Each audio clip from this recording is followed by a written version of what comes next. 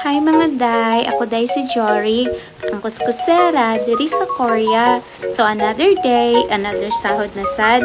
So mao din ni akong ganap kaganinang buntag. Paggawas na ako, grabe day kay kakusog sa ulan. Pero gugi hapon ta para natay sa horon.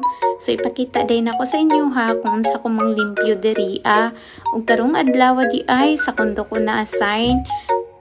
Sa tinuod lang, sa una mas gusto nako dito sa Pikas, pero karong nasanay nako diri mas gusto na sana nako diri Og kana nga ron, last na nako nalimpyuhanan. Og wala na ako nagsuot og guantes kay giinitan ko ug ako nang siyang gilabhan. Og kani di akong giworkan, hasta ra di ay duulasan sa among balay, kaya dali ra pud ko makauli.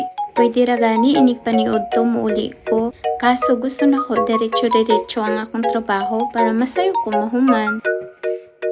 Kana day na kwarto, dako day kay na siya, kaya dako po kayo ang bed. Hasta pang bugatan ng iyang habol, pero kaya nun ra. So ingon ana ra ko manglimpyo diri Dili naman pud kayo noon hasol, kay dili naman pud kayo nga as inahugaw siya. Kana day na building, wala na kayo mga basura. Tungod sila na mismo ang mulabay basura. Kaya kung na ako ilabay, mga nahabili na lang nila. Dili parehas dito sa Pikas nga imuhatanan. So dira, dili na kayo siya hasol. Paghumanan ako din og panlimpyo, ni uli na dayon ko diretso. Nag-ulan ra gihapon pero wala na ko gipayong ang akong payong. So dinhaan na pod ko na grocery. Tapos uli na ko. Bye! Thank you for watching!